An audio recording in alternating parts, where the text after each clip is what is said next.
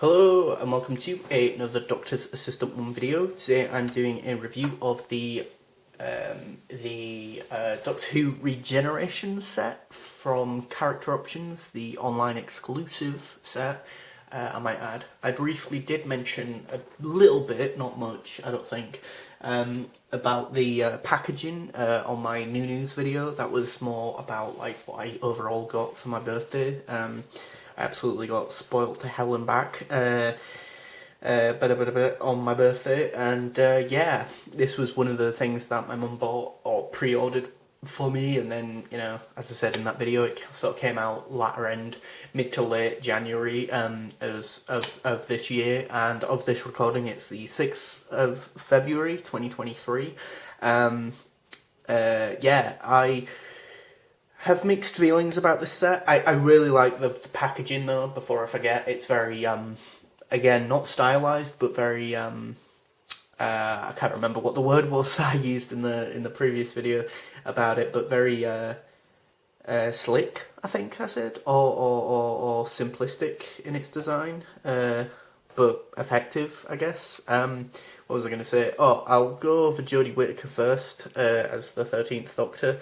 My one, unfortunately, its head did immediately kind of pop off. Yeah, now it's not doing it, of course, as soon as I record. But yeah, so yours might do too.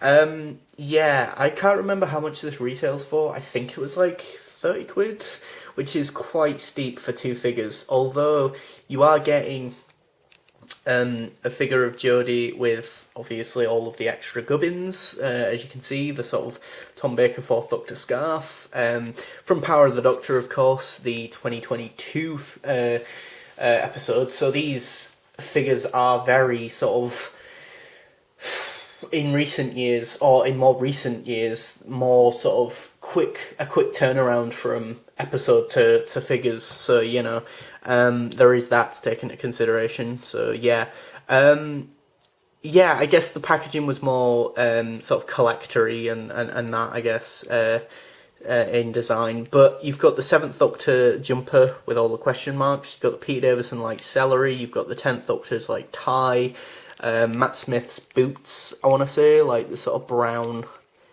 sort of boots, and I guess either Capaldi or maybe Troughton's checkered trousers, I guess. It's hard to really say, but yeah, I am annoyed, of course, with the fact that the head immediately popped out, and that end is a bit wibbly wobbly. The hair is phenomenal. I do think it's probably the best Jodie Whittaker hair sculpt we've had, with the sort of wash, or the sort of dark blonde with sort of a muddy sort of brown wash over it.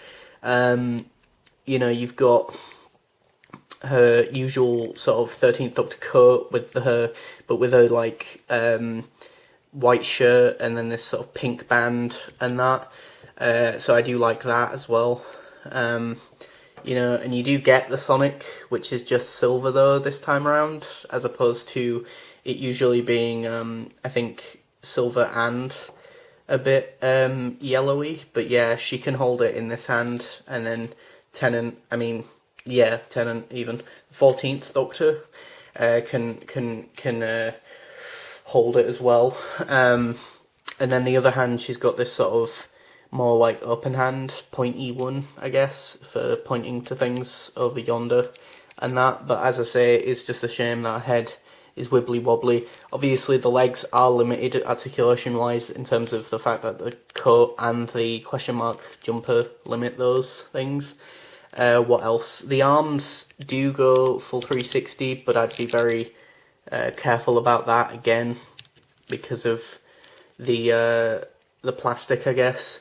But yeah, a variant of the 13th Doctor that I am happy that I've got, but again, with the caveat that the Sonic is a bit of a letdown. Oh, the Sonic's okay, but the major letdown thus far is the head popping off, and then comparing this is her vanilla, I assume, costume, I think, could be wrong about that, but you've still got just the coat, but you've got this sort of really sort of Barbie doll-esque blonde with just like a brown spider-like pattern of brown just put there. So yeah, not great in terms of that.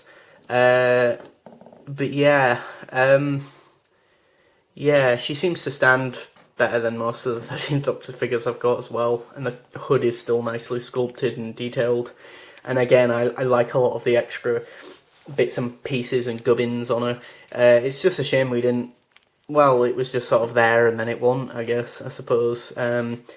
Yeah, all this extra gubbins. It was nice. It was cool. It was a nice homage to the past Doctors and that. And yeah.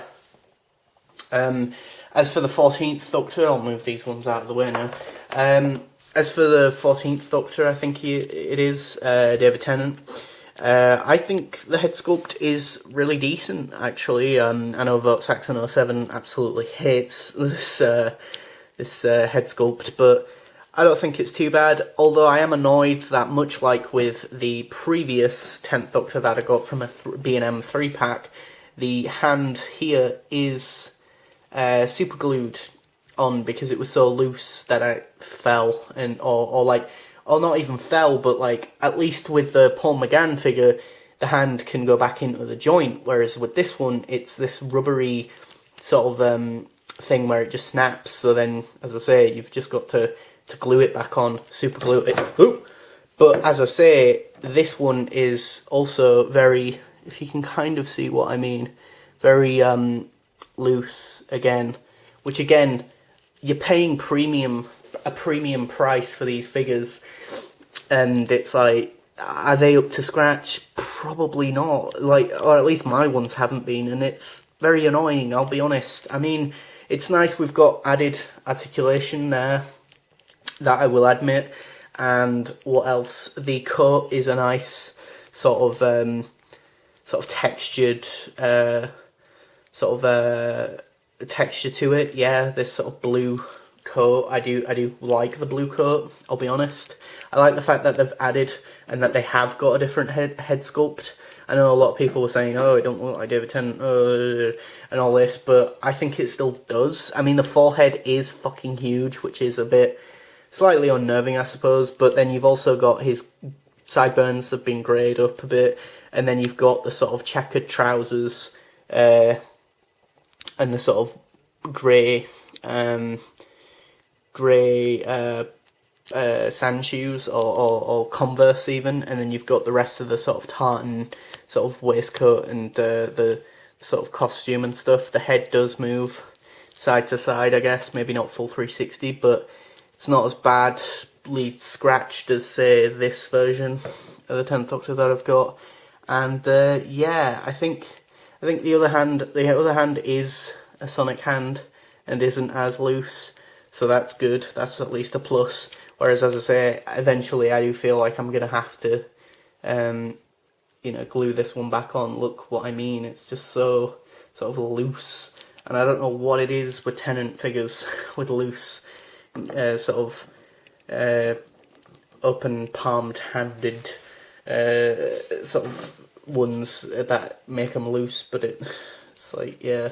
But what's odd is that the original ones were even like that, I think, or my original ones were either like that or maybe not like that, but either way, it's like, you'd think they'd have fixed it by now, but, you know, as I say, Tennant can also hold the Sonic, and it's good if you've obviously already got the Jodie Whittaker TARDIS, because they haven't changed the exterior box, so that's good as well, because I also quite like that exterior box, probably even more than David Tennant's original exterior box, sort of TARDIS box. And I think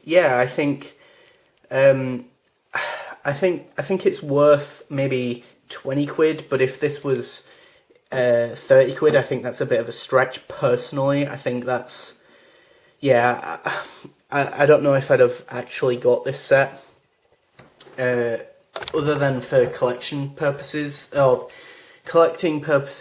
for the fact that, you know, or like collecting purposes as well as the fact that review purposes, I guess, I might not have got this otherwise, you know, if I wasn't like such a diehard Doctor Who fan, or like if it wasn't for the fact that like I've been collecting these figures for God knows how long now, that I would, as I say, I'd just sort of,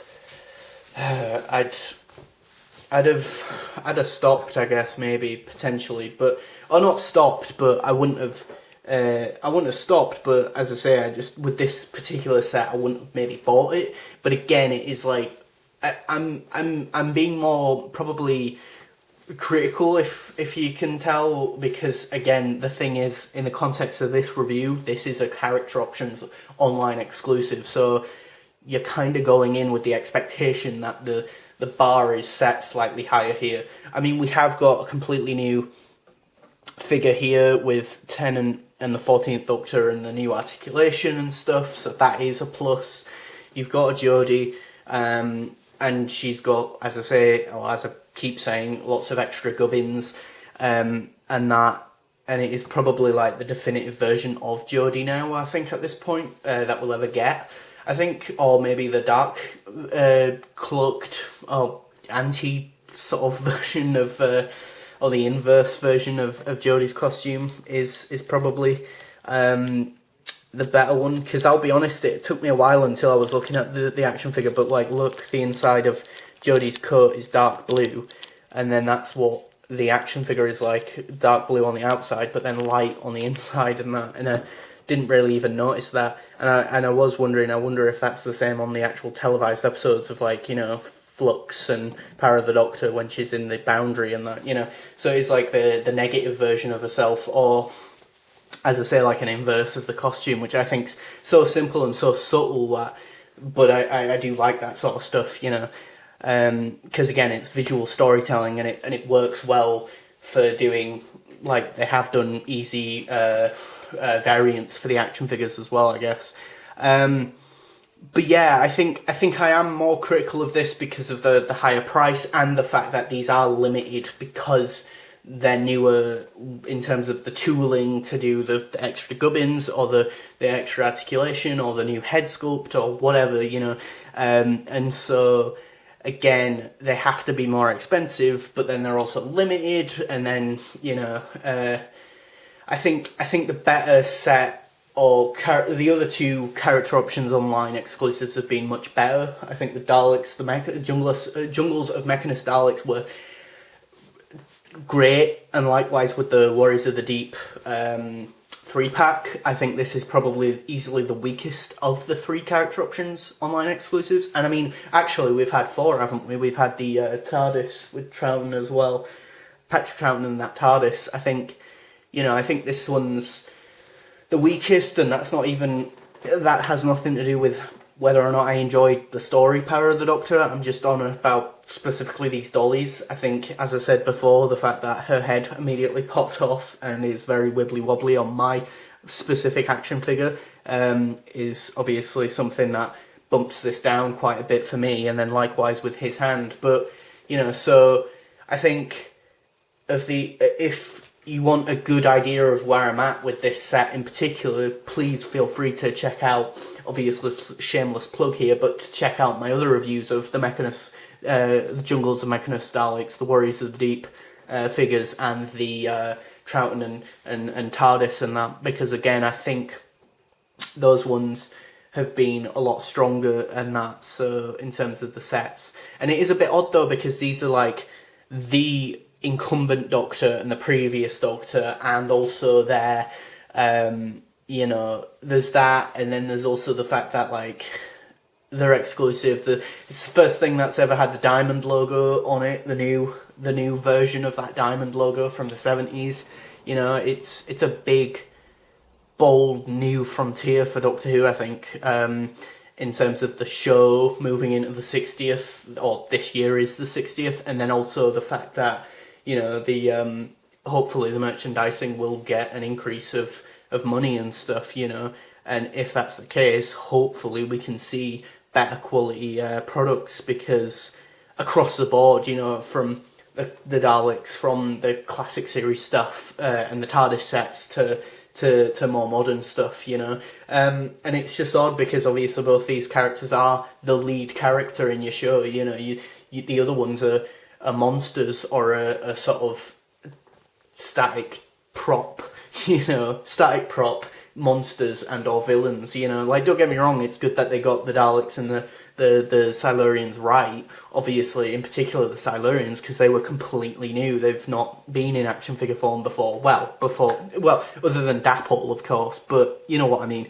But yeah, sorry for the massive rant. Thanks for watching. Please do comment, rate, and subscribe to the channel.